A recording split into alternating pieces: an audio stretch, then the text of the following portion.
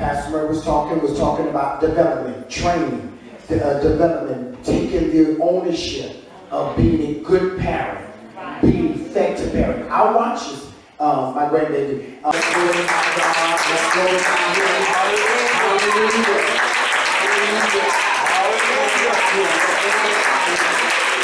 These words are the proof. Anybody want to make the word? Hallelujah. You can say like that. Word of the praise. Come on, clap your hands some more. Clap your hands some more. Hallelujah. I know we know the name. Clap your hands some more. Hallelujah. Glory to God. God, we bless your name. We give you glory. We give you glory for what you're about to do. We give you glory for what you're doing right now. We give you glory. Come on. Hallelujah. We give you glory. We magnify your name. Your name is a strong tower, and the righteous run thereto and they're safe. Oh, magnify the Lord with me. Let us. Come on, let us. On Capitol Hill, let us. Come on, in the DMV, let us. Come on, in the midst of this impeachment, let us. Hallelujah. Let the righteous cry, and the Lord shall deliver. Hallelujah. You glorify God. Hallelujah. Now look at your neighbor real good. Tell your neighbor, say, neighbor, I'm excited that you're here. And what God is about to do tonight is about to blow our minds.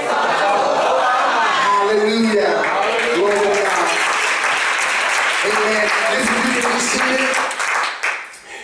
We thank the Lord on tonight.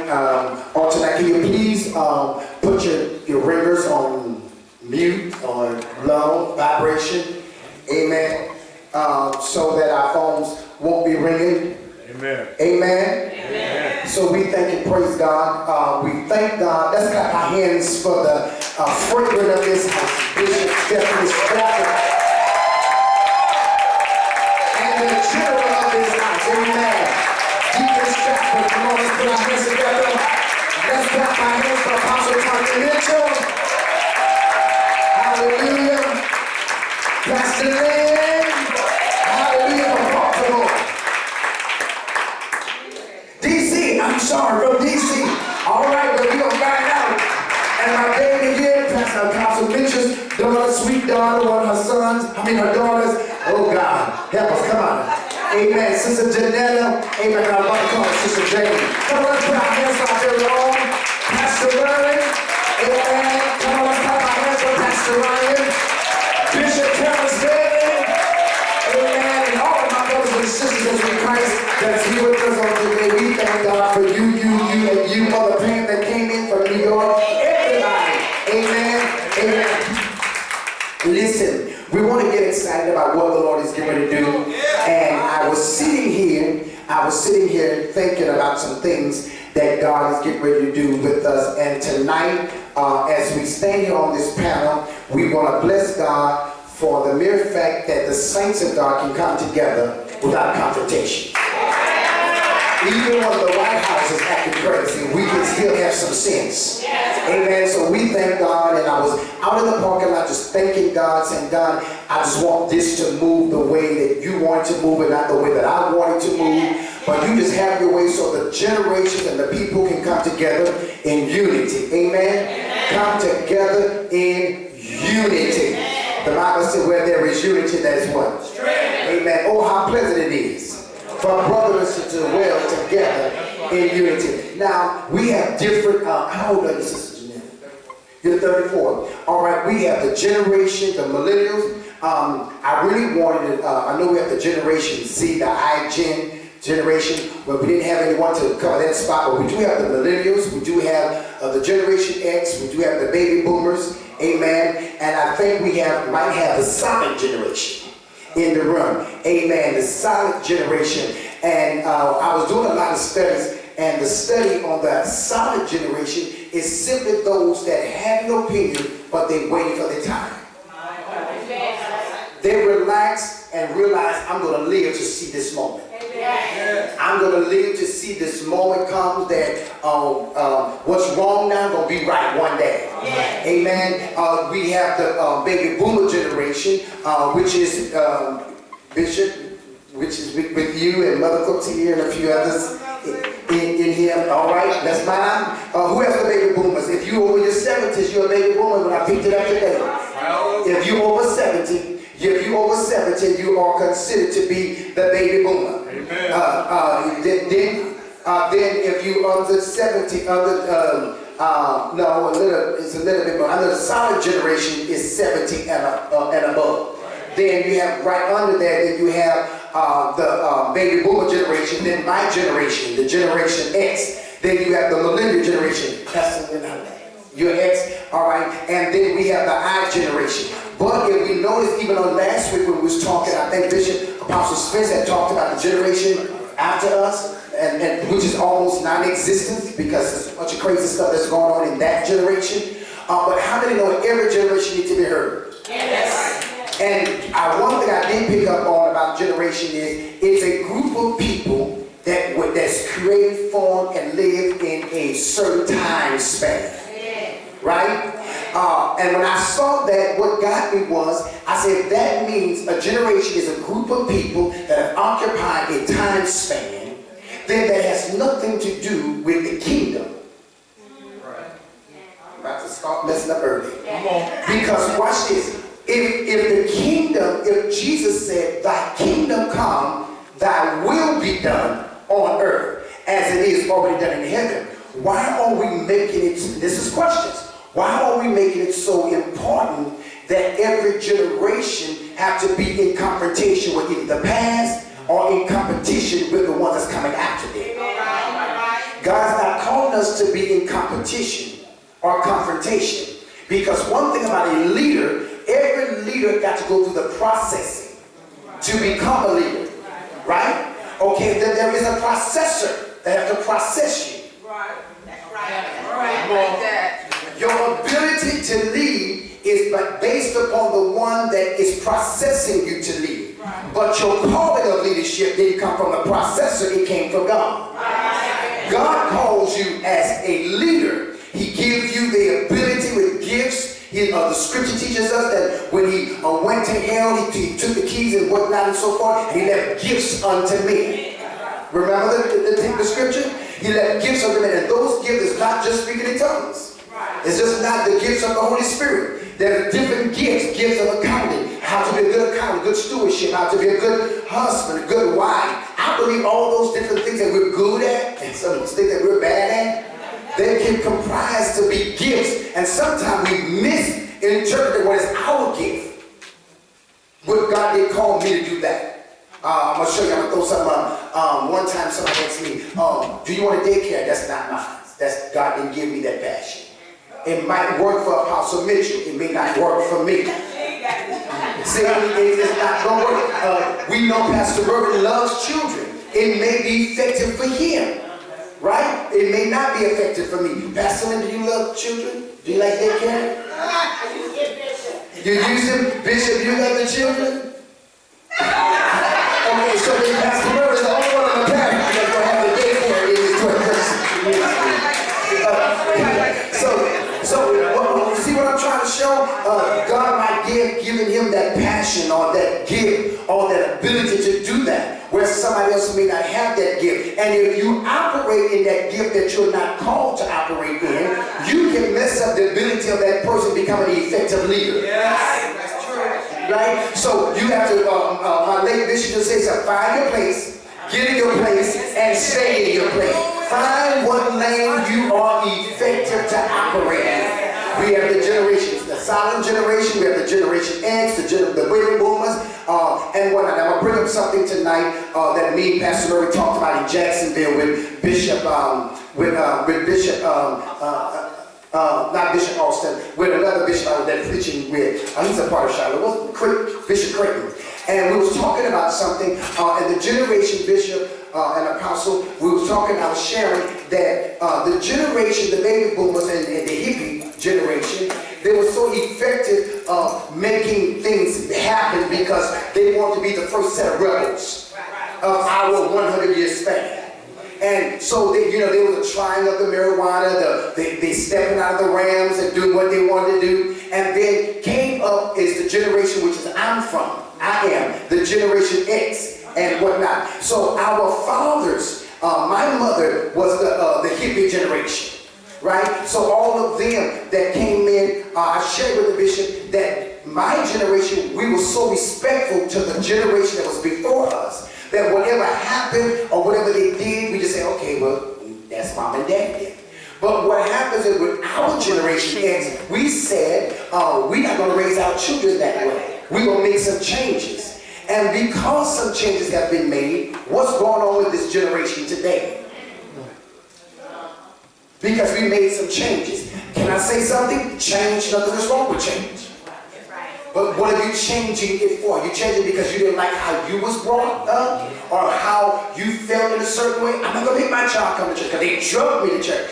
I'm going to let him find it, they find their way. Well, what if they never find their way?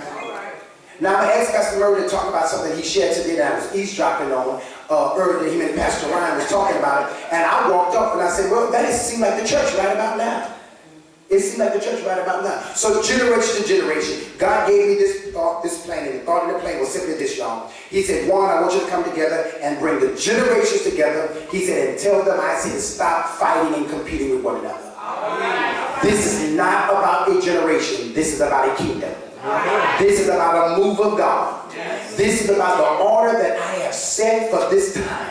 There is an end-time revival that's getting ready to hit the earth, and all of us got to be participant and be aware of this end-time revival. And the Lord said not only that we must be aware of this end-time revival, ecclesia, I'm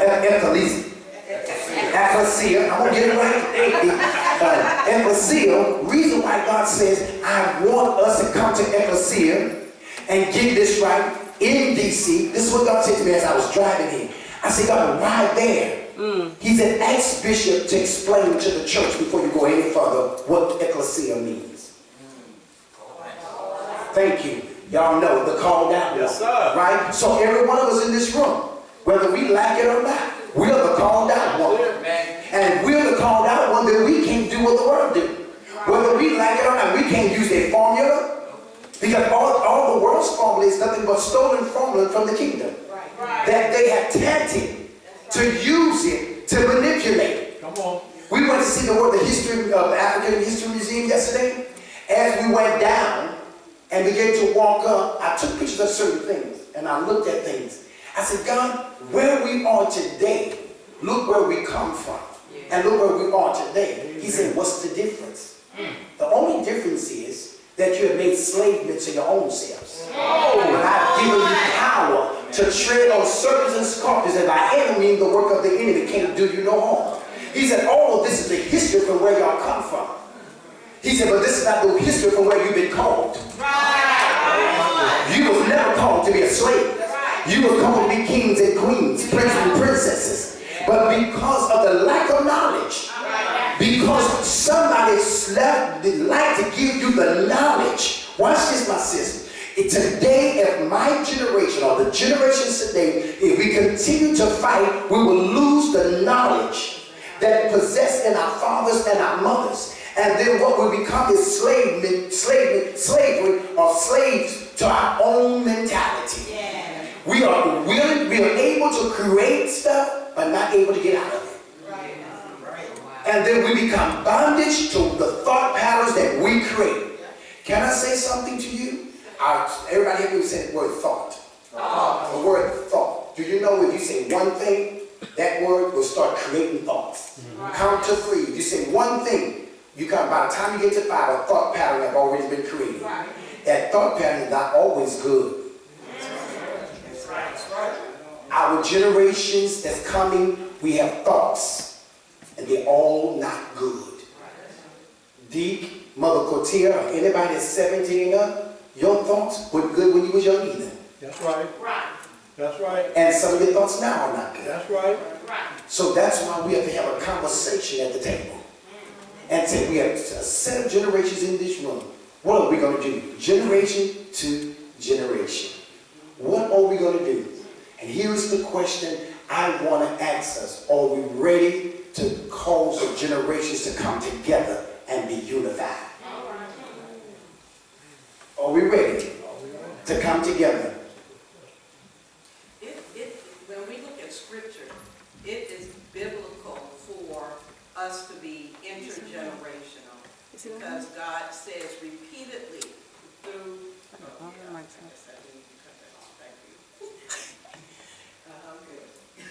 God says repeatedly, and pass this on to the next generation.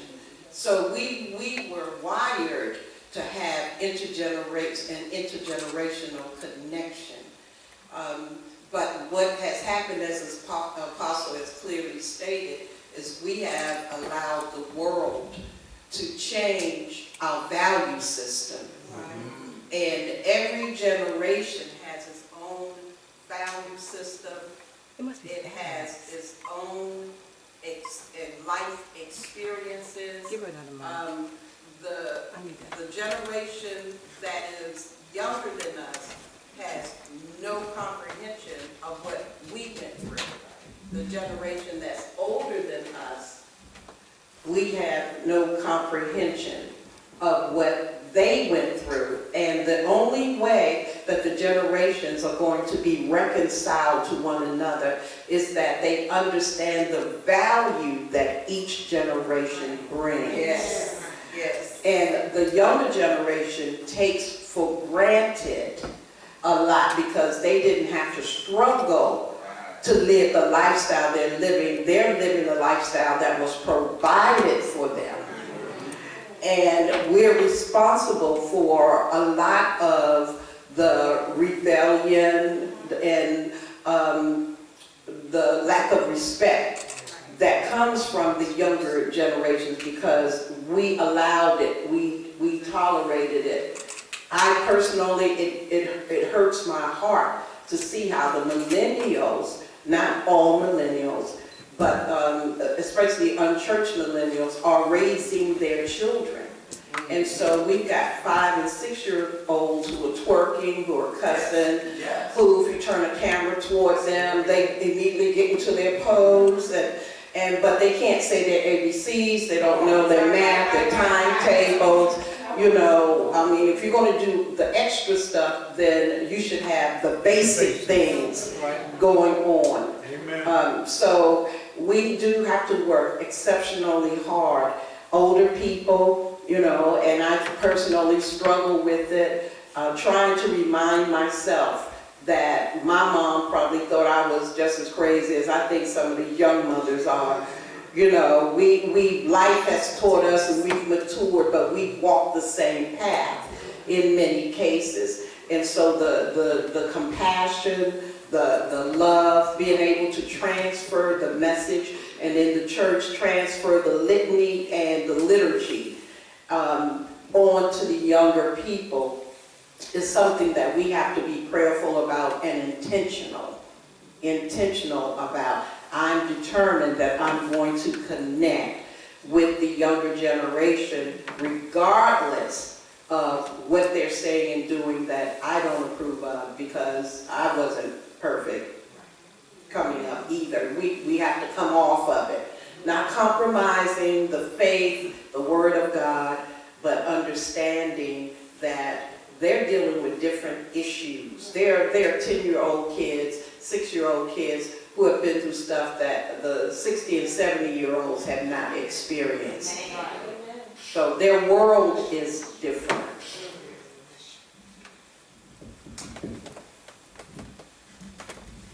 That's good. Clap your hands for Bishop. People want to say something. Come on, Minister Gabriel. I need you to. And I agree with that. I agree totally with that. The generations that are suffering and that are crying, and a lot of it stems from the generation that rejected the authority that the generation, my mother's generation, were very hard parenting because their mothers and fathers were hard parenting. My generation, I believe in stern parenting. I don't believe that certain things a child should be able to do and not, I just don't believe a child should have that much control. A lot of our children today struggle hard with this because we reject the authority or the parenting hood And so what we did was pass it on, and when we reject the authority of the parenting, as you were saying, to interject generations, it causes you to lose the responsibility of raising or developing, which is messes up the process. I just wanted to say that one of the things that I see that is missing between the generations is respect. In order for you to be able to communicate with someone, let's say, that's either before you, as far as the generation is concerned, or beyond you, is that respect. If there's no respect, then you're not going to be receptive to the understanding that they're trying to convey to you on any level. So that's a very valuable component, the respect. And you don't see that with the generations today, especially with the younger generations. They don't want to hear what you have to say if they don't respect you. And I agree with that. Every morning I get up to go to work, I go to Quick Trip to get my gas and to get my energy drink. I will hold the door open on purpose. Right. And whether these people know me or not, there was some who will come in and will say thank you. Right. Majority of the thank you come from the generation, deacon, or myself. Right. The generation after, they will walk in like as if you owe me to hold this door. Right. Or they, of entitlement. And then there's some of them say, man, thank you.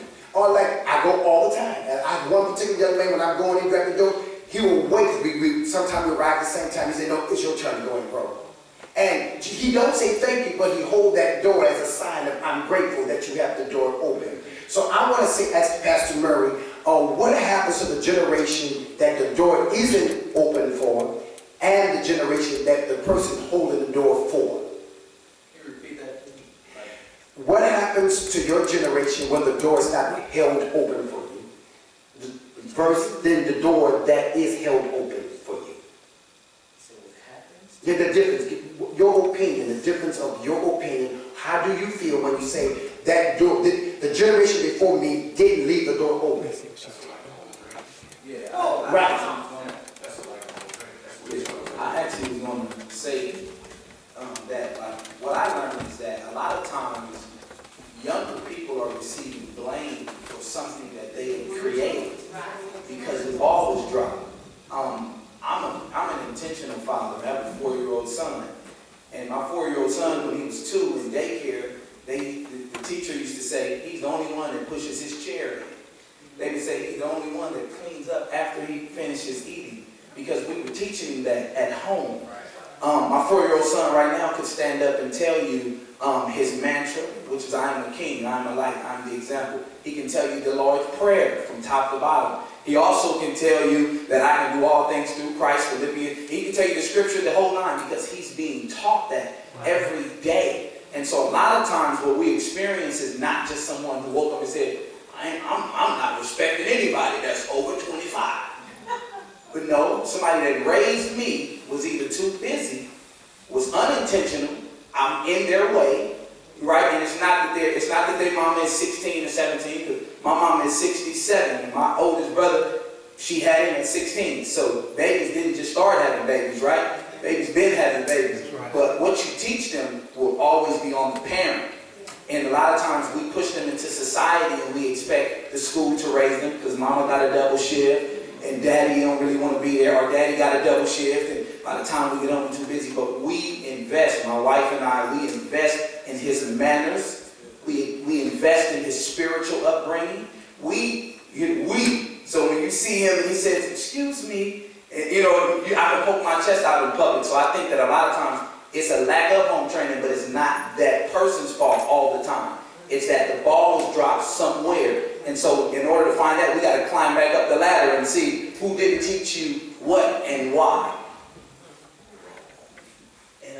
And I always say, when it comes down to who did what, I always say that the hippie generation, the baby boomers, are the ones that wanted to get a lot away from a lot of the foundational things. They wanted to get away from church, peace, love, happiness, hang out in the parks, getting high and all that.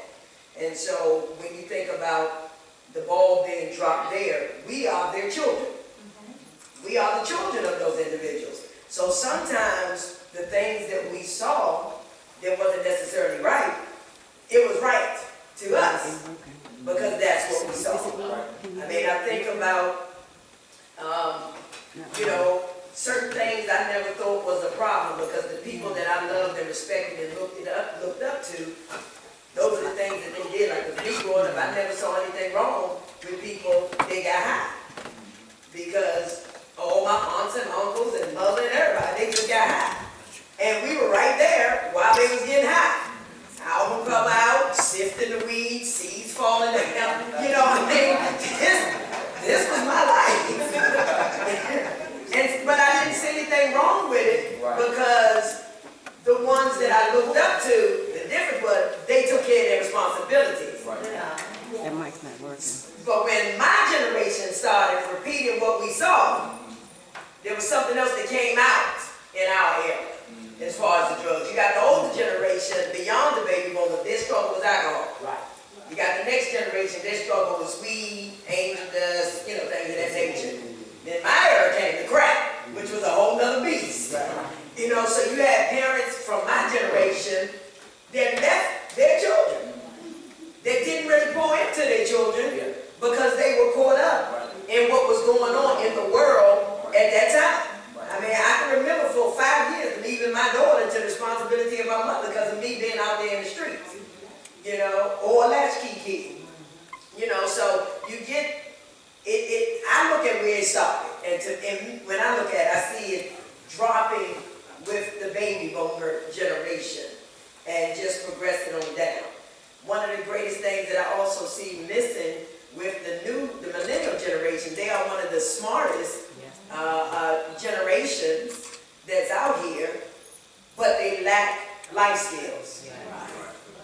They lack life skills. You know, a lot of training they did not receive, a lot of things that they don't know how to do. Even when it comes down to interpersonal relationships, they lack that because of technology. And some of them are more happy with the technology than face-to-face interaction. You know, finances, handling things of that nature. So, I look down to that vein. Can I say something to that?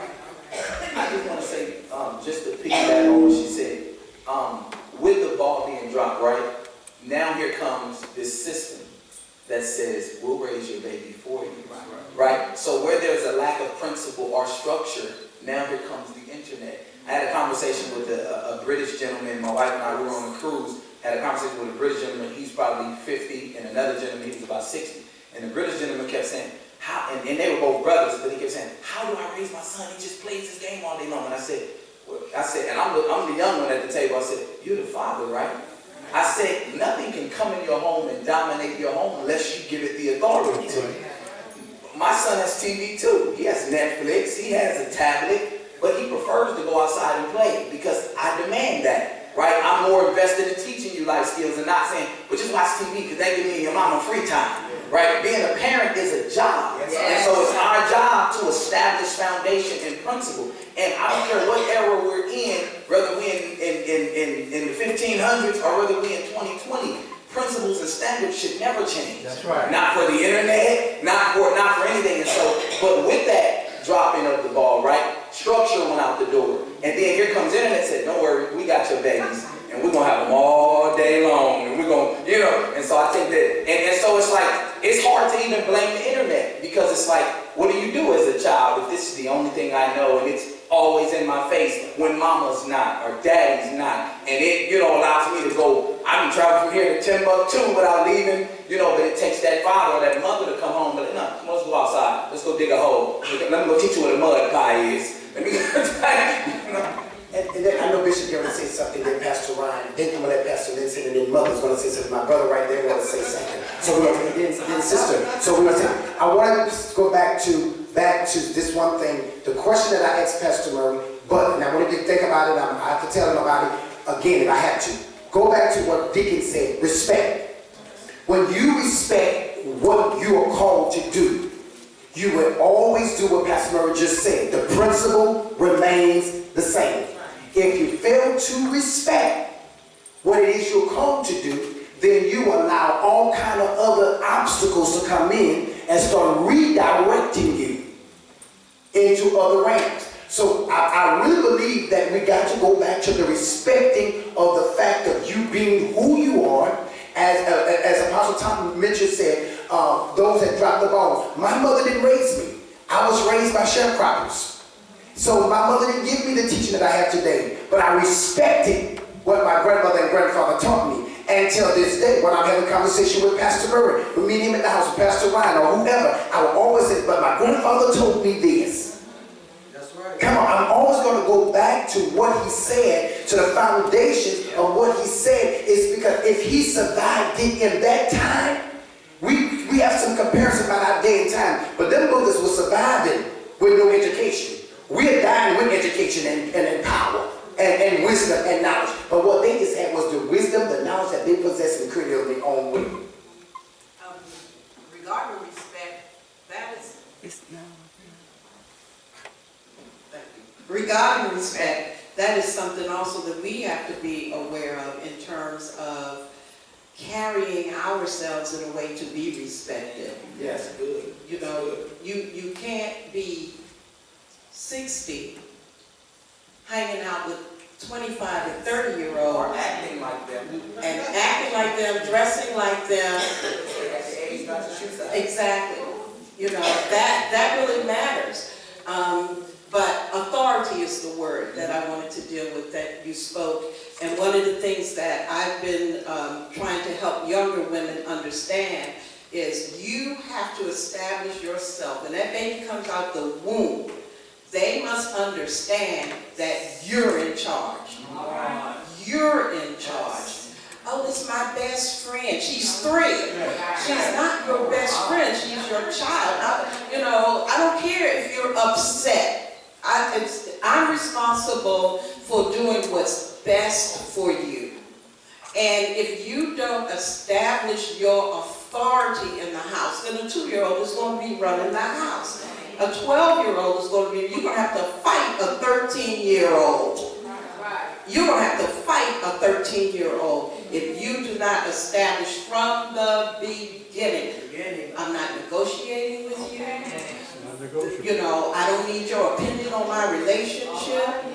I'm not going to explain to you while we're doing stuff. You know, I'm the authority. I'm an adult. I'm responsible, and this is how we're going to do it. Amen. But you know, Bishop, today they do have to explain it to the children. I'm not saying it's the right thing to do. I'm just saying what you just said. I believe that if I tell you we're going to church, I don't have to explain to you. Matter of fact, if I say you're going to school, let's take the church off the map. You're going to school, I don't have to explain to you why you better be at that school when I show up as a parent and you're not there. But today, parenting, they want to explain everything. They want to talk about why and the what's. No, I'm the adult. You're not my friend. I'm the adult. And I think the adults should stay in an adult place and children should stay in children's place and don't have conversation, because we just had some experience about a child knowing too much as an adult. Come on, Pastor. So Bishop Stratford just took what I was going to say. Basically, she's right. It starts very early in the womb. Speaking over your child, I kid you not. So I drive a school bus, and as she said, they will cuss, they will be disrespectful and everything. I'm talking about kindergartners, right? And so just yesterday, I had to tell, hey, watch your language. I mean, these are young kids. But here's the thing, respect, right? There's a lack of respect because why? Biblical principles are not being applied in the home, right? It starts at home. And Proverbs 22:15 says, foolishness is bound up in the heart of a child, but the rod of correction will drive it out. And nowadays, talking about the generation, this generation, they will tell on you if you hit them. They will call child services, they will call 911, but we're going to be like Medea. What did Medea say? Oh yeah, you call 911 if you want to. When I hit you, you're going to be down 919. Or as the apostle's mom said, oh, call 911. And when they get it, I'm going to beat them too. We don't have that kind of parenting anymore. And that's why our children are running rapid. They're selling drugs at young ages. They got ankle bracelets at 9 and 10 years old. I mean, literally, I was shocked when I saw that a middle school student had an ankle. And I asked him, what is that for? What are you doing? Oh yeah, I was out there jacking cars and stuff. In middle school? Are you serious? So it starts in the home. It starts in the womb, as you said. And this thing is Go ahead, Mother. cute to have an ankle bracelet. I saw on Facebook where somebody one of the little kids had taken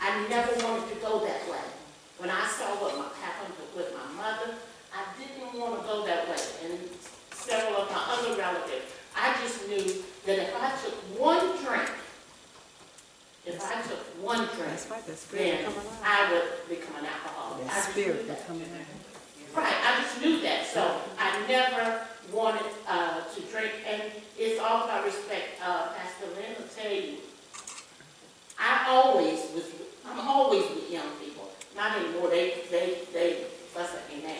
But I used to have a car, I would have 12 in a Volkswagen Golf. And I would, because they wanted to go to church, I was going to take mine to church and everybody else that wanted to go. And I can say today that they respect that and they're always in church because I trained them how to do that. Come on, brother, stand up so quickly. I know Pastor. Say Andre. Brother Andre. I was about to say, now we just have to practice patience because I'm a school teacher. And I taught 4th grade, now I teach preschool. And the preschoolers are like all over the place more than the older kids. So, well, my story is I had a 4th grader who I started out as a dedicated aide, and people would say he was my son. I'm like, it's not my son. Like, I've always said that. But then I heard around school he was calling me his dad. Wow. So I just had to embrace it. I was like, okay, well, I'm your dad. Like, that's what it became. So I became his dad. So some people didn't have a problem with it, but I was just like, I didn't understand why. But now to this day, well, still, he still called me his dad. So it's a lot of things that he did not understand. Like, I had to ask him, like, do you know what love is? Like, do you know what it means to tell somebody you love them? Do you tell your mom that you love her? And this was just for me interacting with him. Like, maybe a couple days of me being around him, you would talk to him, he would put his head down. He wouldn't talk. Or if he didn't get an answer right, because he was like, he thought he was just super genius. He's a really smart kid, but if he didn't get the answer right, he would put his head down. And he wouldn't do work for maybe 30 or 40 minutes because he was just like, I'm usually getting this right. He didn't want to be corrected. Like, his mom would call her and she'd be like, I don't know what's going on. You know, I have my own issues and I don't know how to deal with it. So I just took it on for myself. I was like, well, I know what love is. I know what my parents did for me, so I tried to project it to him. So every day when I would see him, I would just tell him, you know, whenever I take him home, like, you know, I love you, be good. I always tell him that. And he would never say it back. And I would be like, I love you, be good. And I say it every day, no matter when I see him. When he comes to my class, he might not say nothing. He might just come in there and leave out. Or they're like, your son looking for you. I'm like, okay. But every time I take him home, I say, I love you, be good. So maybe last week, he was like, all right, let me do it. And he said it real fast.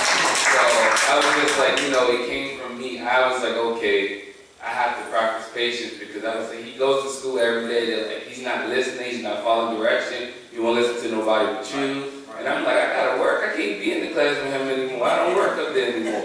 So it's like now it's like he's starting to get it. And they're like, you know, thank you. You know, his mom's just like, I'm so glad that you're in his life because his dad is no good. But I always tell parents, don't talk about the other parent because the kid's so fed up. Like I had a kid, preschooler. His dad, he's like, I hate my baby mom. I'm like, please don't say that to him because he's going to notice that you don't like her. Even though she's giving him all this stuff, he's going to act funny to her, then he's going to act funny to you. So, like, parents got to understand, like, you know, the things that you do and say to these kids, they do soak it up. Starting from preschool, that's where they get it. You tell your student, your child, oh, I don't like your teacher, they come to school and say, I don't like you. We have a student in my class, she thought it was funny to hit people. So she was hitting, teacher was teaching, she hit her. And she was laughing, and it was like you couldn't correct her because she was just like, oh, well, I get beatings all the time, so it don't matter. Like, it was just something normal to her. So I was just like, they like, fix her. I'm like, I'm gonna fix her. You sit there here to me like this. I can't fix her. But I still try my best, you know, just practice patience. I like it. And that's good. I'm gonna let the next two panels. Give that brother a round of applause.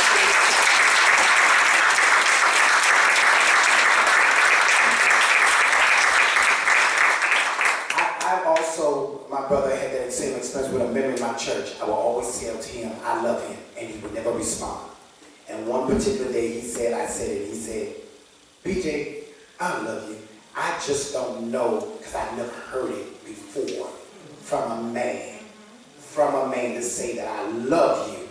And we give it a shift because we talked about generation. But I'm going to let my pastor here, my sister here, and this baby here say, I wanted to pull up what we thought about the generation. What's wrong with a lot of our generation, and we saw it. Now we need to shift to, after the next two voices, what we as a kingdom generation are going to do with this worldly generation. Because if you're going to come to the table and have a conversation, we must have a conversation with some solutions. One of my biggest pet peeves is somebody come and talk to me and you're ready to blame. You're ready to blame about what's wrong before you even discuss how we can fix it. Even if you're aggravated with me or I'm aggravated with you, we have to learn. Let's seek a solution.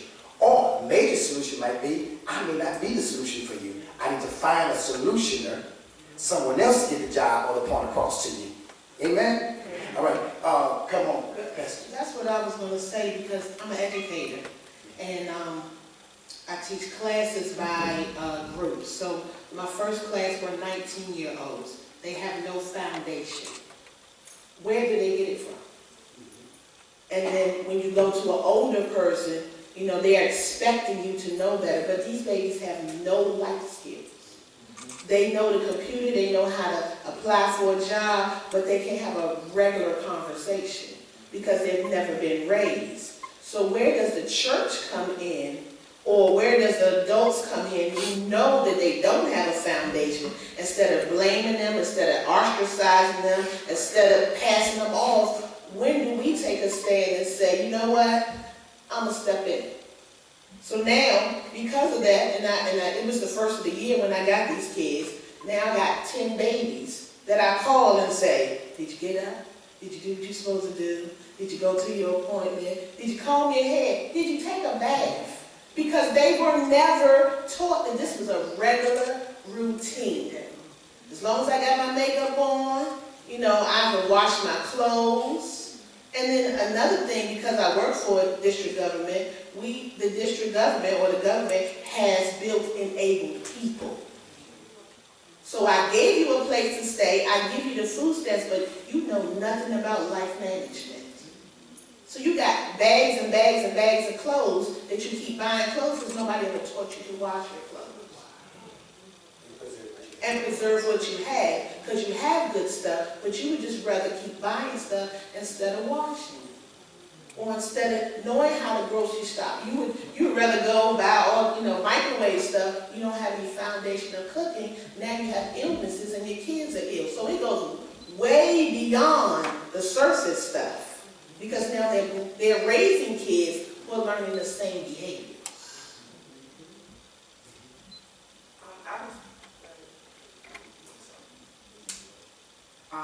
I was just sitting here and I was thinking, and that word actually came up, solution. What is the solution in terms of bridging the gaps? And I was just thinking about my generation, and how do we what do we need? Because the reality is we need something from those ahead of us, and it's not that we don't want to listen. We don't, we want to do our own thing, but it's something that we need that each of you have that can reach one of us. So it's really not that, we hear respect, but if we never taught what respect is, how do you teach us what is respect? And then how do you not write us off once you think we disrespect you? So then it kind of goes back to what the young man was saying in terms of being patient with us. We need you all to be patient while you're teaching, while you're training us, because a lot of us we didn't get it. So now that you know that we didn't get it, be willing to actually give it to us. That's great, because our expectations, because we did get it, our expectations are that you're getting it, or have gotten it. I'm around a young woman who, when I first met her, she would come in the room first thing in the morning and not say good morning. just come in a room full of people, walk around, do what she gotta do and leave. And so over time, you know, she learned, when you come in the room, or when you see me, because you all know me, every time I see you, it was 5 minutes ago, I'm gonna act like I just saw you the first time in the day. You know, it's my madness. But she would come in the room and act like nobody was there, do what she has to do. So over time, you know, I'm seeing her, now she knows, okay, I'm seeing you. Hey, how are you? Good morning, whatever. But when you think about it, because Deacon and I talk about this, her mother never taught her to say good morning to people. When you come in the room, that's according to our social norms, you're the one that came in. I was already here. You speak to me. You know, and so having the patience, be an example, but most of all, love. Yes. Which is what we need to work on. I know my generation,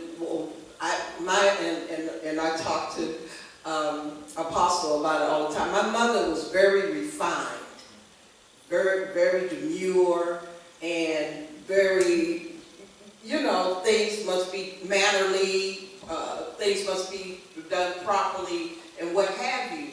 And so that's the mindset that I have, but the problem with that is internalizing. And so, you know, when you're taught, you don't express your anger. You don't, you know, get hostile, you don't do whatever. And that, if it's not dealt with properly, or if it's taken to an extreme, is not healthy.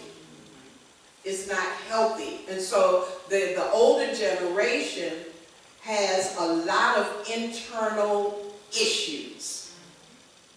And when the younger generation is in conflict with them or in opposition in any way, it becomes a big problem. I'm done with you. Just get out of my face. Why? Because I've got layers and layers and layers of stuff that I've been taught you don't express. Because our generation knows. You could go down the hall and close the door in your room softly and stand in the mirror and do like this, and a brush will come down the hall, open the door, pop you upside the head. You know. Exactly. Before the brush turns the corner. So we have to work on our love issues and be authentic, be genuine, be able to say, I want to revisit that exchange that we had. You know, this is what I feel went down. This is what I thought you were responding to, and resolve issues. Somebody say respect, love, patience. And we heard that strongly today, right? Respect was our first conversation. The patience that my brother was talking about, love. Pastor Murray was talking about development, training, development, taking the ownership of being a good parent, being an effective parent. I watch this, my grandbaby, Pastor Murray and Lady Andrea are very good parents. Bishop Bailey, Lady Lanisha are very good parents. And many of us are in here have been very good parents. I want to say this. I know that a lot of times as a generation, we get our older people, and I'm not making excuses. I'm going to play the advocate on the other side. It's because we need to get to the reasons why some people don't do what they do. First of all, some of us as generation totally, we don't like to listen. We don't like to listen to anybody because we have our own ideology, our perception, how we perceive our life supposed to be. My granddaddy said something to me many years ago as a sharecropper, drinking half a pint of gin. He said, with my no education, I can take you but so far. But there will be some people that come in your life that will be more educated as I am, and they can be able to take you a long way. Don't waste other people's time. And we have a people, regardless of every generation in here, have wasted people's time. in trying to impart into them for great success. You waste people's time when you're listening to them, pouring into you, and then you go and do the opposite. And after you just sat and heard, and we got to stop blaming and say, well, that was you, that's not them. Well, it was not the man that raped me as a child, it wasn't him either. It was a spirit that took over him. The person that was standing to be disobedient, that's not them either. Because remember, we are fearfully and wonderfully made of the Lord. We made in His image and in His likeness. And because of that, the biggest fight that our generation, that I perceive, that our generations have, is losing who called them into the earth realm. Whether we are the call of God, and we know we're the call of God or not, there is the Spirit of God that lives on the inside of each and every one of us. Even when I was starting cocaine and doing all the dirt that I did, somebody would always say, man, you sound like a preacher. I was high as all that. Because you know why? The call, the presence of God, the Spirit of God, the hand of God, and the hand of God is on every generation. But it's the job of Satan. John says it. He said, let's go to and fro, seeking, the scriptures say when the sons of God came before the Lord, who came? Satan also. So guess what? He's coming. Generations. He's coming in your generation. And what he don't devour in your generation, he's coming after your seed. And what he don't do with your seeds, he's coming after your seed. And what he don't do with their seed, he's coming after their seed. So all the things that we are calling, we love and patient and respect and having a desire to be a good parent, all of those things are good and effective. But we, as a person, you got to know deep down inside of you, in all of your pain, all of your rejection. But the brother said, there are some people who will never show you love. I wouldn't always love. That's why I don't like the word no. But I know how to take not liking my word no and finding me a yes. By finding what it is that can make a yes and destroy what it is that can make a no. No preacher taught me that. Nobody with education taught me that. I wanted a sugar cane that my grandfather had. I paid attention to him at 6 years old. To get that sugar cane, I need to know how to get it from him. And I watched him. And the inside of him, the nature of good and evil is on the inside of every man. And I learned to say, yes, sir. That's all he ever wanted from us. And yes, sir, Papa. I'm going to get it for you. He come back, did you need anything? No, sir. Just that little amount of respect. Got that sugar cane stick that was in his back pocket. He had been chewing on for days. I learned that no, that I knew I was going to get if I asked him for it. I learned how to find his soft spots and get that yes. No one taught me that. I just watched him. And the knowledge is in every man. Wisdom is in every man. 1 Peter 1 and 3. He said, I've given you all things pertaining life and godliness. When God blew the breath of life inside of us, we became a living soul. Adam and Eve did the same thing that we're all talking about, but they still became a living soul. And as they began to walk out and go through life, what did they birth? They birthed Cain and Abel. That did what? Caused friction among themselves. Are you hearing me? Cain went out and Abel and all this issue that you kill your brother and become a vagabond in the earth. And the spirit of Cain is still in the spirit of the murderer is still in the earth. It's easy to kill our brothers and sisters. We kill characters, we kill dreams, we kill desires, we kill destinies, we kill the next step. With our words, with our response, with our reaction towards them. So, Apostle Tanya may say, hey, I'm thinking about doing it. You can't do that. I just killed every desire. And we do that all the time. So patience is something awesome that we need. But as a generation, respect is something else we need too. Because some people don't have to know you not to respect you. Some people just won't respect you because they just don't want to do it. Because respect, patience, love, and want to be a good parent is a choice. It's a choice. To kill somebody is a choice. To be a school teacher, as y'all are, educate, that's a choice. And it's a choice because of what's inside of you. You long to see society better. Am I right? So that's a choice you made. Every one of you to have babies, y'all made that choice. Yeah, you made it. Whether you wanted to keep that choice, you made it. You made that choice. So I think a lot of times our fathers are pain about fathers and mothers. Yes, they're hurting. Because guess what? If you go back and read scripture, go into the generation, how we're going to be effective generation in the kingdom. When Abram, what it was, I think it was Abram, he came from among his kindred. The Bible said he did what? Took Lot with him. Right. But what was his father? Idol worshiper. His brothers was idol worshiper. He came from among them so that he could reflect who he was. But in the midst of all of that, some of us, y'all, can't be effective in our generation because we're still dealing with our mamas and daddies, and their mamas and daddies, and their mamas and daddies' demons. That have come down from generation to generation to generation to generation. Come on, these stuff have been passed down. Every man, if you've ever been an alcoholic, you're not an alcoholic because you was born to be an alcoholic. You was not born to be a child molester. You was not born to be a fatherless. You was not born to be a bad mama. That is the curse of some soul tie that was passed down to you, and because you don't have the knowledge of breaking the curse and breaking the back of the enemy, you're now birthing what you was never supposed to birth because you have failed to be empowered and to be who you are called of God, fearfully and wonderfully made of God. And he said, I've given you all things pertaining to life. Listen, living the lifestyle that I live. That was, ain't nobody turned me out in the church. I got turned out in family. And guess what? It wasn't just the uncle that raped me or the person my mama left me with. It was when the man that laid up with my mother and left the seat and abandoned the seat after he left it in. That's where my molestation started.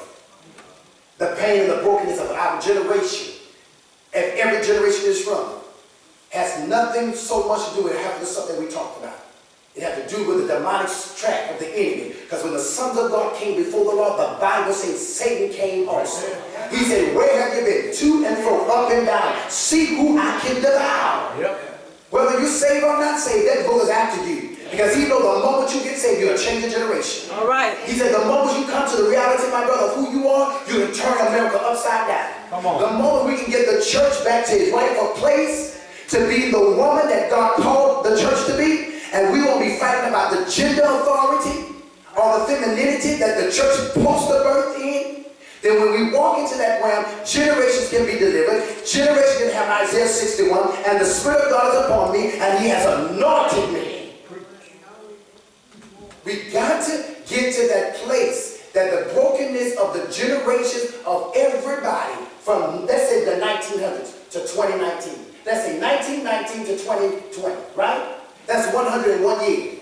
Am I right? That 100th century issue, if somebody can grab a hold to who they are and whose they are, we can annihilate all the other inadequate places and things that we have.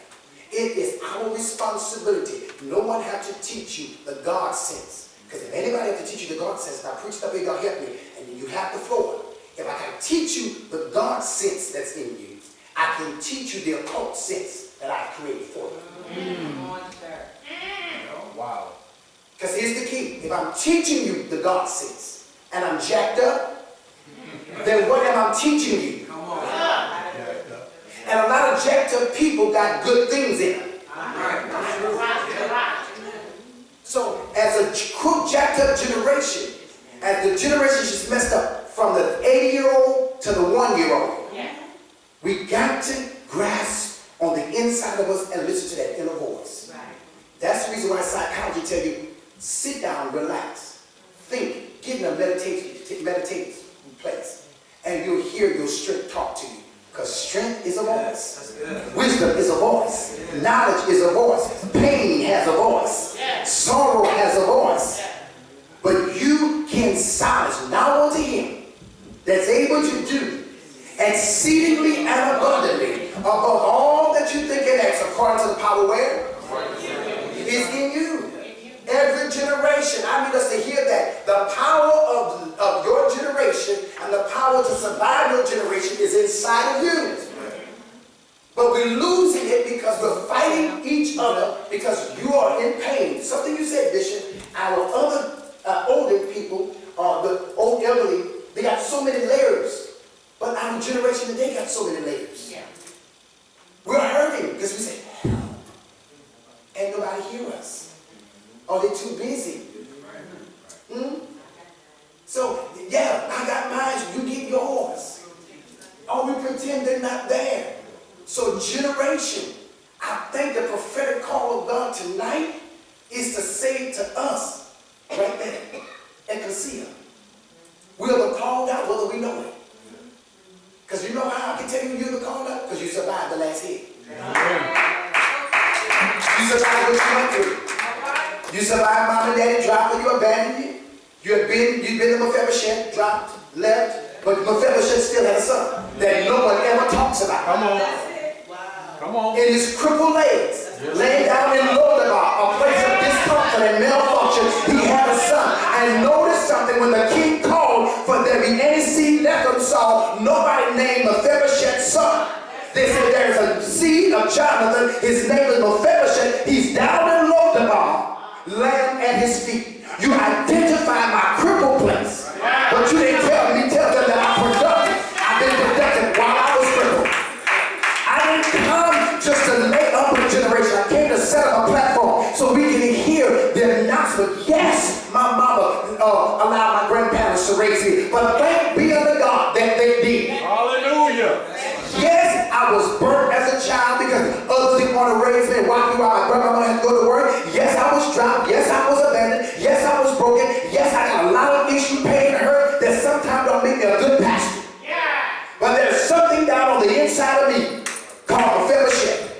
I might be broken, I might be busted, I might be disgusted, but there is a king that is calling me out of my place of brokenness. And watch this. When the David said, is there any seed? He said, yes, Jonathan had a son named Mephibosheth down in Lodabar. The name of Lodabar, the place of discomfort. Come on. Bible said when you get there, he never called for Mephibosheth's son. Because when the king called you, he's calling you. And when he fix you, you go and fix what you made. So when Pastor Murray said what he said, God the king called him, and he's fixing his son to be the next effective father. So his grandson can be the next effective. Now he want a daughter so bad, because why? He gonna break the back of the enemy and say, well, my daughter will not be cut from this kind of why? Because when the king called Pastor Murray out of Watts, California, which was Lodabar. When the king called Andrea out of Memphis, which was Lodabar. When the king called Mitchell, called Stratford, and called Lynn, and Ryan, and all of us out of where we were, which was Lodabar, he was not concerned about your Jonathan nor your son. He was concerned about your next place. I wish I could get somebody to tap your neighbor and say, God is concerned about my next place. Come on. See, your next place, if you can just survive this hit called generation misunderstandings. If you survive it, you're able to conquer anything that your generation possesses. You know why our generation, pops, that's your age and above, can't talk to us? Not because they don't care. They have failed, and the failure is standing before them. Yes. How you can talk to them? Remember, you was nothing. Come on, my generation, my failure talks to me. Pastor Murray's generation, failure talks to him. Oh, you got to stand up and declare. You might be talking about my wisdom got a voice. You might be talking about my knowledge got a voice. You might be talking against what destiny is calling me about above your sound. You talking to me about my destiny saying, hurry up, boy, get here. Why? It's because where I am right now, the hits and the failures I have, some of these things had to happen, but not all of them. You was never made to be messed up like you are. That young man wasn't made not to say, I love you back from the first time. Somebody just dropped him. And we go through drop society. Because we was created and formed from a drop people. Inferior people that brought us to this country to give us inferiority. To make us become afraid of our own self. To make us think bad about our own self. And have stemmed into the church. And we're here. The church is here. And the power to change our generation is right here in the church. In the ecclesia, the called out one. Not in the psychology, because they're telling us don't touch our children. They're telling us, guess what? They're telling us that, and we know that. Our children know that, so they correct the mess because we can't correct it. Right. That's right. So now our society have given our children, they have deputized them to be rebellious. let somebody by internet have deputize our children to get knowledge that you didn't teach them, my brother. Yeah, that's right. To get knowledge that sister you didn't teach us. That's right. Come on. The Bible told us to train up our child in the way that they should go. Are you hearing me? Not, watch this, not train up our child where we want them to go. What we've lost in the generation is, when the scriptures say train up your child in the way, he didn't tell you to train that child up to just to go to church. Right. Find out what is the delights in that child. Find out if you like playing basketball, if you like playing football, if this. Find out what is that interest in that child and train that child up in that way. And guess what? If you start training that one child up that way, you're going to see how hard it is to train that one. You will be popping the wall out. Come on, because it's hard. When you got 5 and you try to train each one of them and you only got 5 to 7 days in a week. So think about when you got 9. You understand? So we have to find the generation. We have to find out what our children like. Pastor Murray doing karate class. MJ doing karate class, right? It's not a guarantee that that's all MJ is going to be doing. Because when he was younger, he liked basketball. Right. But his dad would be outside. You know why? Because daddy's a basketball player. He saw that as a kid. He used to sit on my lap. I want to get down. I want to get down. Because why? He saw the excitement his father had. So guess what? If his dad was a pimp, a drug dealer, you had that same excitement. That's right. Come on. How many of y'all ever heard that my dad was a true mechanic, so I got to fix cars too? Guess what? My uncles and all them were straight true mechanics too, and I can't fix a car. Why? Because I lost the interest in that, because that's not what I wanted. So when everybody was born in the yard, Pop said to sit on the porch. I was 5 years old teaching my grandfather to check out how to read. And he had children that went to school and graduated from high school that overlooked his ability to read. 5 years I came and said, come on, Papa, let me teach you. I told my brother how to write. In you is what you need to survive. Amen. But you have to tap in the in you and stop allowing what's around you, the chaotic moments around you. There are some people, like Pop's generation, Mother Cook's generation, Mother here, Bishop, them, whoever in this room, my sister, some people not going to listen to y'all. Because you're not giving them what the world is offering. They're not. They're not. All the good teaching my grandfather did, I still want to smoke cocaine. Because I was out there, and that's what the world was offering. And I indulged in what the world was offering until it almost killed me. But that was my choice. If I had died, it would have been my fault. Not the generation before me. It was my choice. So a lot of the things our generation fights with, especially the generations trying to come together, is full of choices. The older generation choosing, I don't want to talk to y'all because y'all stubborn and hard-headed. The younger generation, I don't want to talk to you either because you're crazy and talking. Then there's a generation that say, I do want it, just talk to me. But here's the generation that do want it. You know what's the bad part about it? The generation we come from, those that did not want it, have already offended those that wanted to get it. That's the truth. I love people. But I hate talking to people that don't listen. And when somebody else comes and will talk to me, guess what I do? I judge them. Is that wrong? Yes. I still judge them from the last encounter I had. Because there's a strong possibility you might do the same thing. Just like there's a strong possibility you may not do the same thing. It's just a choice we have to take. So as a generation, we got to know who we are, the value of who we are, and all of the good knowledge that we have. Who can attest with me that somewhere we got to find the knowledge of Christ in this? Because it's strongholds. For we wrestle not against flesh and blood, That's right. but against principalities, power, spiritual wickedness, rulers of darkness. Am I talking good? So y'all, if this is what we're struggling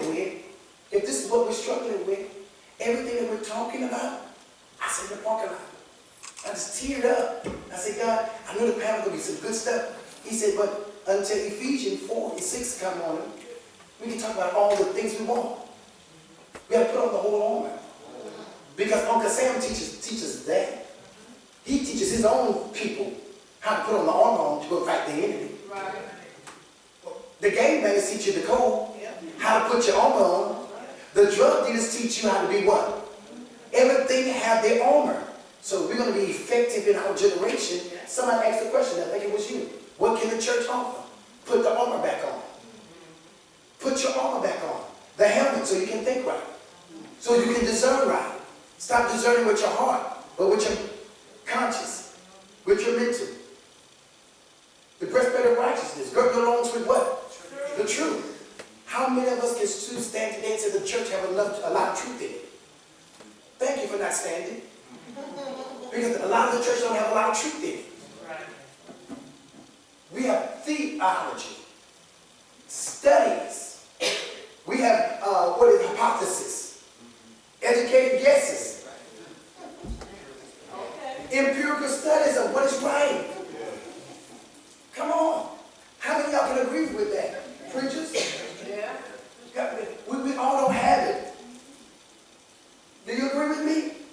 No, I don't want us to agree because I have a mic. I want you to open your mouth if you don't. Because watch this, we don't all have the truth. Because some of us got stuff that somebody handed down to us. And we done brought it into church. Come on, that pastor Bishop just taught us. He just taught us the reason why we wearing gloves at the church. Now, I didn't learn it that way. How she taught it. But you told us about wearing the gloves of the church on last weekend. When I dirty black hands. Because they want our dirty black hands. Now, when the church got it, look how gospels do. They change it a little bit. So the reason why we put them on, they taught me the reason why we put them on is because we handed God's holy community. But if I'm holy, I should be able to touch it. Thank you. Thank you. So it's passed down stuff. That's what it says, passed down stuff that is damaging the church. Damaging the church. If you know, preachers don't preach the same messages no more. Come on. It's no, because everybody have their own ideology. And guess what? It's 2, 4, 6, 7 preachers up here. You preach baby? Yeah. 7 preachers up here. And if we pass the mic on a different time, I promise you we won't be saying the same thing. We're not saying the same thing. Because my level of education is not what Bishop is. Or Apostle Tony. Or Pastor Murray. It's not there. Sometimes I hear him preaching, I'm like, wow, that's dumb duck of me. I didn't know that part. And there's sometimes I'll hear him say, where you going with that? That ain't Bible. See, I don't like telling the truth. There's some stuff that I've heard people preach and say, well, that ain't Bible. And I'll put the joke and say, that ain't Bible, and I know my Bible. Yeah, I do know it, but I didn't know that part was in there. Come on, you know what I'm saying? So we have to be effective in our generation and understand who we are. But let's go back to our purpose as the church. Once we come into God, we come out of darkness into the marvelous light to show forth of his praises, right? So the men can glorify. We're not going to get respect in the church or from the church, from the world. Because Bishop just said, you're 16, you're acting like you're 15 or you're 25. We're saved, but we're acting unsaved. We're acting unseemly, ungodly. Our conversation isn't always right. So the world doesn't respect the church. Because they don't see the God characters in the church. Our younger generation don't want to come to the church. Because they don't see enough God character in the church. I drive for Uber, and when I tell people about church, they say, what kind of church you got? I say, we're a pretty young church. Well, who's the pastor? Oh, he's a young pastor. What's his name? His name is Pastor Murray. They don't even know I'm the preacher there. But I thought on it, and the first thing that I get from the young people in the church, do y'all have disco lights in the church? I said, no. Some generation, some of the young people don't want it. Because their mindset, the church is supposed to be a place of safety, not a place of a reminder.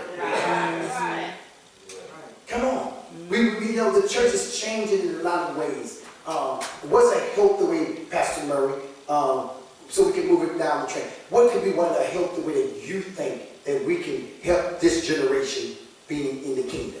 Now that we're out of the world and our mamas and daddies issues in the kingdom, what can we do healthy? I think that everybody gave some great points in terms of being patient. That's a virtue that the Bible speaks of. Love, right? God gave me a word some time ago, and it's a principle that I use as a parent. Me and my wife, we always say we're intentional parents, right? Meaning we thought about having children, then we planned to have children, so that when they come, they're not a distraction, they're an investment, right? And you feel it differently. Anybody in here was ever raised without a mother or a father? A few people in the room, right? You know how it feels when someone says you're in the way, or to not be getting something that you should be getting. And so I think that the word that I would say that is a good solution to bridging this gap is intent, being intentional. Some people are broken, right? Some people are stubborn. Some people are tired, don't want to deal with it. Some people are, everybody has all these, but until we all get to the place where we become intentional, right? And we decide that it's my duty. We went to the African American Museum yesterday, and we saw the memorial of Emmett Till. And I read something on the wall, and I said, wife, you ought to read that. She said, I did. On the wall, Emmett Till's mother, she wrote, she said, at one point in time, I was a mother. I lived in an apartment. I had a child, I had a good job, and I was doing just fine. And I thought everybody else's problems down south, that's their own business. And then this happened. And so this was ages ago, right? So we didn't just lose it now. There was always some point in time where somebody was like, listen, I got what I got, you get it on your own. And then something hits you. And we have to understand that we are puzzles of this wonderful fabric called the kingdom. And I need your peace. And so I need my elders. And you're going to need me. Because I'm your strength. Right? And you're my wisdom.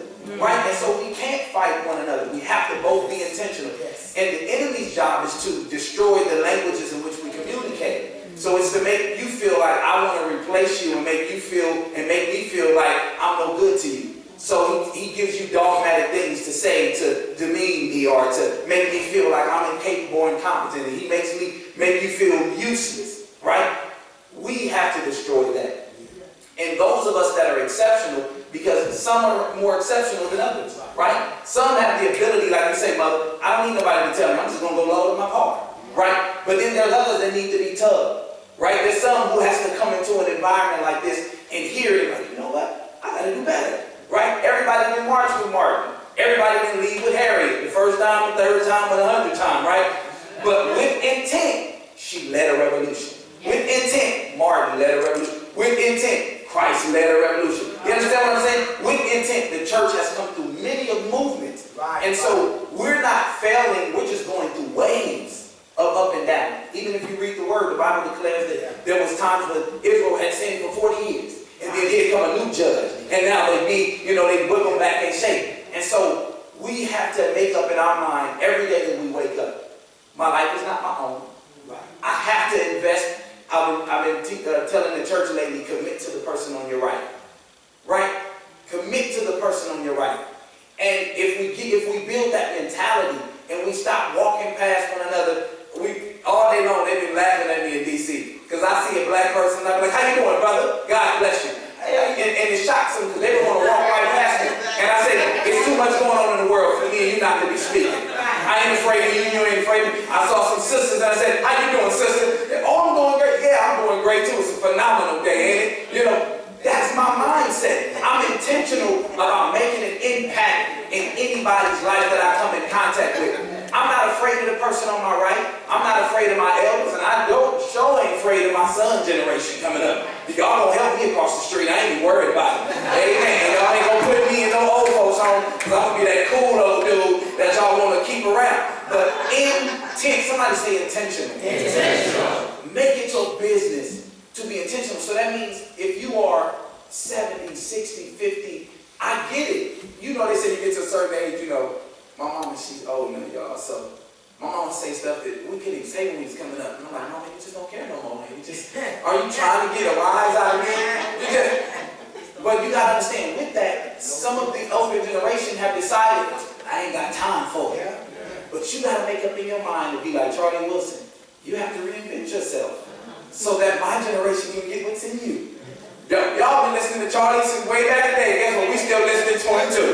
You know why? Because he said, I don't care how much the times change. I'm going to figure out a song. I'm going to figure out a tune. And we can't be afraid to figure out what's the next tune. Because guess what? Compromise is not conforming. And a lot of times being stubborn makes you feel like compromise is not conformed to this world. He didn't say don't compromise, because he said I know how to be a base and a bond unto all men that I may win them. So in other words, he said to the poor, I know how to be poor with them. I'm hungry too, bro. But to the rich, I know how to act like I got money too. And so we can't be afraid of one another. We have to have intent. God, teach me to hear. Because if they're the strength for tomorrow, then I got to hear. And God, in my generation, I said, Lord, teach me to submit. Teach me to lean on them. When God allowed me to take over as senior pastor, he told me to reach out to Mother Cotia, which is our eldest mother in the church. She's our only mother, but she's the eldest. And he had me reach out to her, and I said, Mother, we're not pushing you to the side. We're not doing away with you. I said, but if you adjust your mind, God can adjust your life. I said, we love you and we're going to make good use of you. Because why? He gave me that wisdom because I desire to bridge the gap. To not make those that I now have to lead feel like, oh, I'm a new pastor, he ain't going to have time for me, I'm going to be moving too slow. No, Mother, if we got to push you, you're going to get there. Because I'm intentional. Right? I'm determined to make sure that we all know you got a part, I got a part. There's something in everybody on this panel that I need. Right? But if you're too stubborn to listen, and if I'm too bullheaded because I think I know it all, we're never going to get anywhere. So intense, it makes me die to my will. And it opens me up to, God, what are you saying? Show me what I don't understand. Right? Help me to see the impossible. Help me to understand a movement that I didn't have the courage or the knowledge to start, but I sure enough got the strength to stand behind it. Amen? So I would encourage everybody, I think, that to go along. Because I don't believe that intent is above love or is above patience. I believe to go along with the other principles and other nuggets that we received here tonight. I believe that we should all leave here with a sense of being intentional men and women of purpose to grab a youth, grab an elder, grab somebody and say, let me glean from you. How can I help you, right? And when we start that conversation, when we start that, it does something different in the world. I'm telling you, it moves people in another way. But when we close ourselves down to this is how I know it, this is how I'm going to do it, then we actually eliminate the opportunity for us to grow. And so that takes all of us to advance, right? That takes all of us. I can be excited to go forward as I want, but if you don't come with me, D, then we're going to be stagnant. And so it takes both of us to do it. And so I choose today, somebody say it with me if you believe it, I choose today to be intentional. To love intentionally. To have intention. To help all of those that I can. And if I can't help them, at the very least, don't hurt them. Don't hurt them. That's good.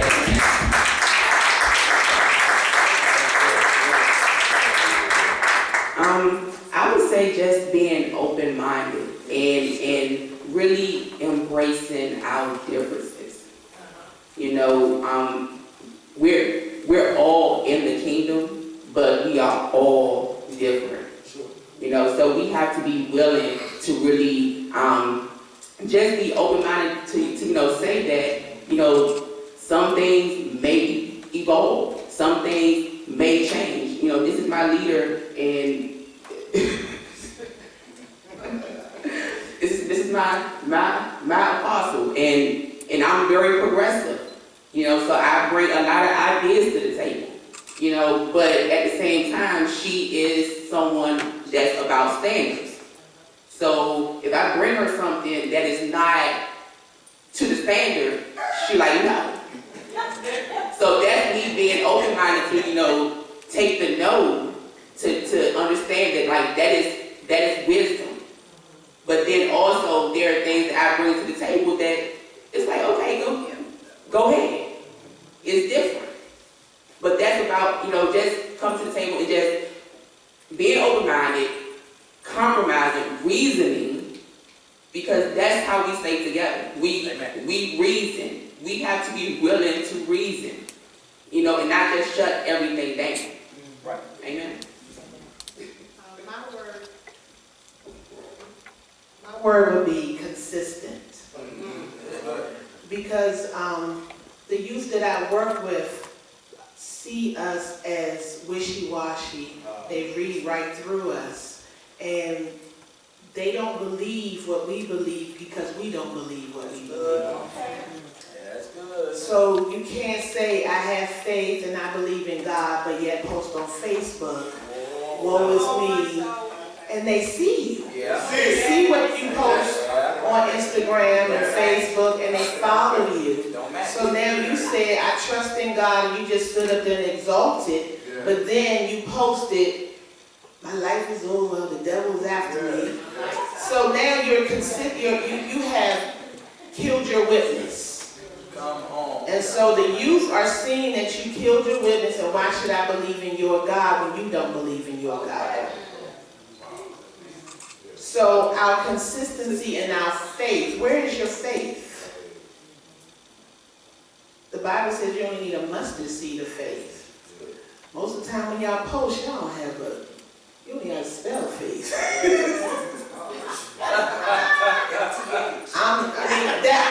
Most of the younger generations rely on social media heavily.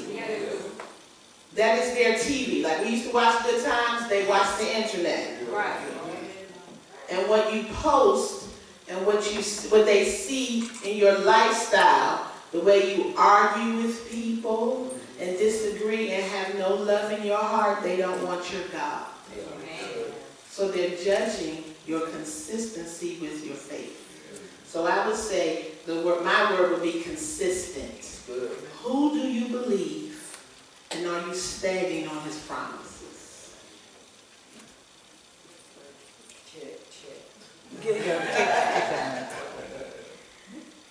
So basically, just refresh me. We're trying to talk about what we as the church can do to help the world, to heal the generations. And first and foremost, well, let me start with what Janetta said. One of the things that I think is important that we do is communicate. Sometimes the way things used to be, it doesn't always work. I don't believe in talking to the point where, just like you said with some of the younger generations, I'm not communicating with you as we having like you're going to change my mind on what I stand on. I'm going to explain to you. I'm not a person I don't mind talking. I'm not one of those, just do this, just do that, and that's it. That's the problem.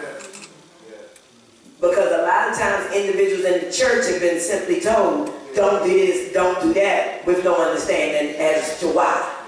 So I don't feel as though there's anything wrong with communicating. Even when I shut her down, first of all, the Bible is the foundation, straight up. Now, I know everything ain't written in the Bible, but guess what? If this straight up contradict what's in the Word, it ain't happening. Progressive all day long, progressive right on about here. But let me explain to you why I'm saying no about this, or why this may not be a good idea. So I believe communication is very, very important. But more than anything, live right. You can't help anybody for real, and you ain't living right. People are sick of the hypocrites in the church. They are tired of you preaching to them and you not living it.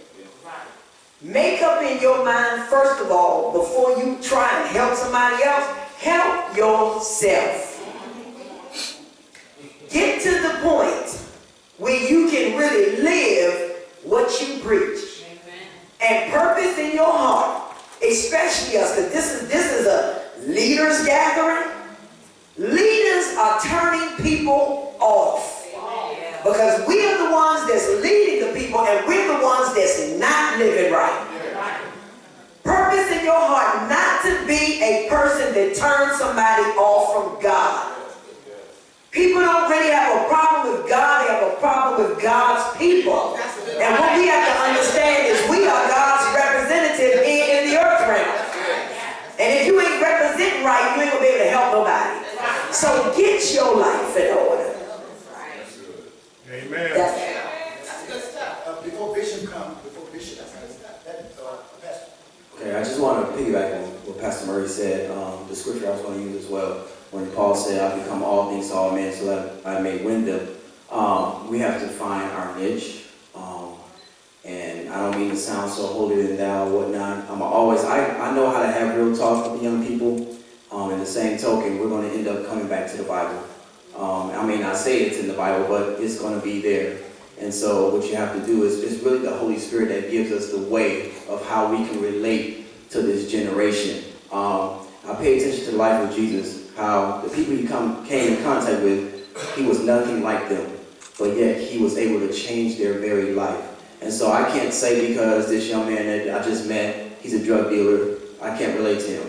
Well, there is something that's in him that is good, that I know that God will lead me to if I pay attention long enough and listen and have patience. And my brother said, have patience, have a talk, listen. So what I'm saying is, us as the body of Christ in the church, we have to find that niche. We have to allow the Holy Spirit to show us how we can relate to this. Because there is a way. We can't say that there's not a way, because I just said how Jesus did it. I mean, with no excuse, right? And so everyone we come in contact with, there is a way where we can relate to them in some shape, form, or fashion. And that, again, how Paul said what he said. And that's not to say if they're smoking weed, we're going to smoke weed with them. So they can, hey, I'm going to relate with you so you won't think I'm holding it down. No, we don't have to compromise, as we were saying. But we do have to not be afraid to get down in the trenches with them. Let them know that we care. Let them know that we love. And the last thing is, I see it on TV all the time. We have the mass shootings. We have this. We have a lot of stuff going on.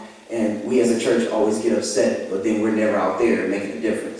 And I just think that's one of the problems as well. We stay behind these four walls too much, and we don't go out there to the neighborhoods that a lot of other people are scared to go into and just have talk with these people to see what's going on in the home. Are you guys okay? What is it that the church, what can we do to make this a better place to live, to where you guys don't feel like you always gotta, shoot somebody or, and be afraid of things of that nature. So it comes back to just using wisdom, having the knowledge of Christ, and having the Spirit of Christ to be able to be relatable to, people that we might find challenging.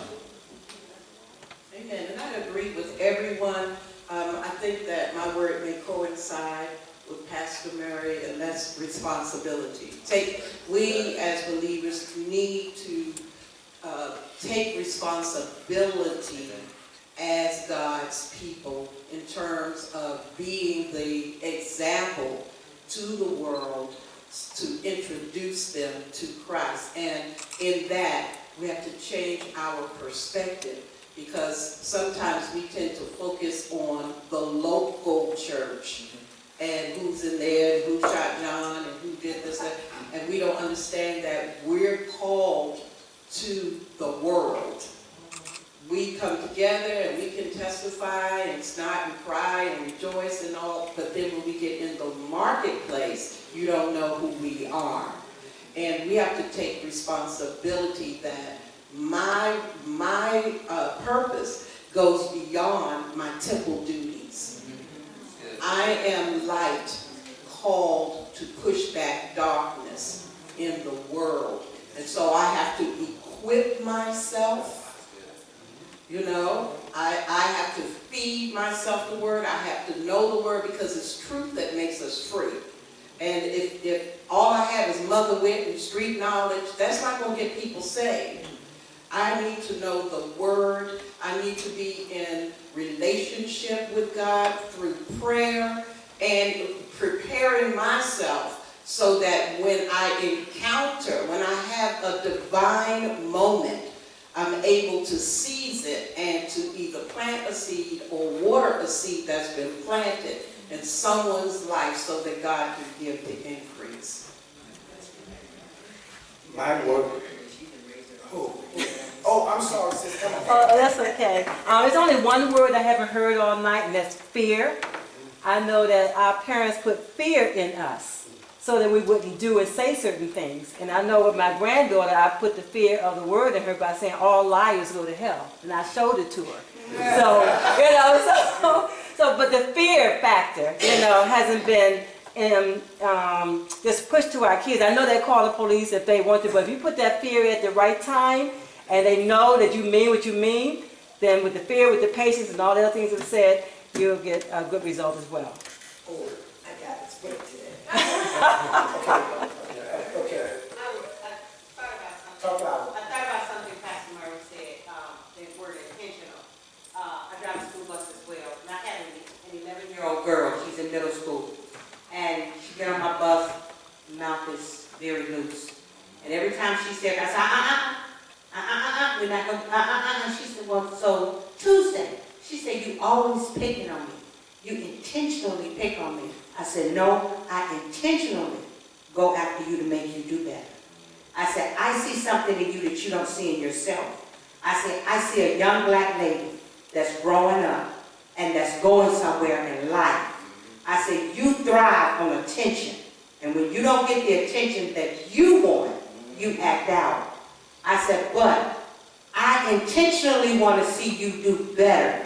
And she went to the back of the bus that night, because I pick up at 7 at night, never said another word. Any other day, she's all over the bus. She's screaming, yelling loud, talking vulgar, everything. They came back and they said, Miss Jackie, or someone called me Auntie, Bria back there crying. I said, well, what did y'all do to her? So I sent one girl back there and said, she came in there, she said, you made her cry. She said, you hurt her feelings. I said, well, tell her to come here. I said, well, how did I hurt your feelings? She said, you hurt my feelings by saying you want me to grow up and be a black lady, a young lady. Nobody's ever said that to me. I said, well, I didn't mean to hurt your feelings. I said, but I want you to go to school. Come to school every day, not with fight on your mind, not with running after every boy in this school, not with cursing nobody out and getting on here acting wild and ugly. I said, get on this bus and act like a young lady. Wednesday night, she came and got on the bus, and she sat down behind me, and everybody kept in mind, she said, no, I'm a young lady, and I'm trying to do right. So, at one point, I told her, I said, you got a mouth I do not like, and I get mad at her. And she said, but I'm just 11 years old, and when she said that got me. I said, you say words I don't say. Right. I said, I'm 58 years old, and I don't talk like you. So, and now, I pray that when I get back, she's still the same way. Right. Because every day, and I've been doing this run ever since August, latter part of August, and I'd be like, I look at the kids and I'd be like, and I said to the teachers, where do they come from? And the teacher said, follow them home. I said, follow them home. And I have 3 grandchildren, and I tell mine, don't do this, don't do that. I said, because you bringing attention to me, your dad, your mother, you're making people think that you have not been taught and raised when you have. I know, even when you talked about MJ today when we was out in the marketplace, every time he's 4, he says he does not call me, hey.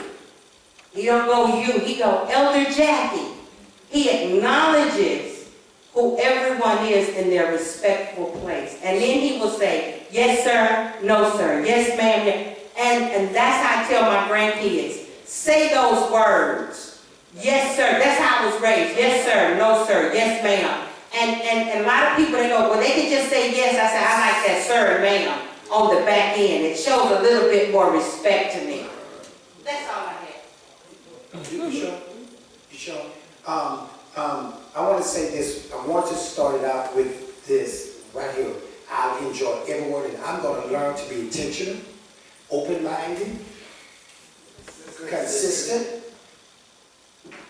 Live right now. Communicate. I need to do better. Live right out. We really have a struggle with that one. Just do sometimes do what I want to do. But like y'all. And Bishop said responsibility. My brother said patient. The woman that goes, since I got feelings, I'm scared the Lord will come and get me because I don't want to be going here. Respect, yeah, I'll come to that. Love, somebody said love. Dad said respect. There was one that I want to close out with, is right here. But the scripture says, Isaiah 61 says, and the Spirit of God is upon me. I will not get the Spirit of God until I do what the Scripture says. If my people, which are called by my name, that my word is humble yourself. Let me tell you something. If you humble yourself, humility got a lot of a dangerous lion's den. If you humble yourself, God will give you wisdom. You'll hear from heaven, right? Good. And he said he'll heal your land. My brother back there shaking, but I promise you one thing. I was in the dope house, but I got humbled in the dope house. So the man can let me out the back door. Y'all ain't saying that. I got humbled living with family members. So I can learn when it's going to get tired. I can find another way out.